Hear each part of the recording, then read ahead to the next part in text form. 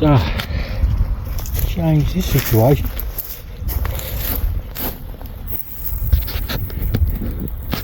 Now I've got them all separate.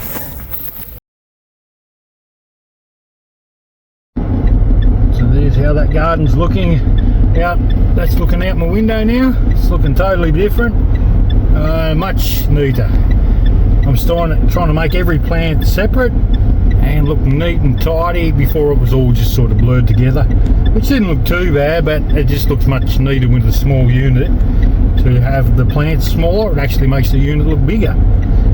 Anyway, that's that done. Now moving on to the next job.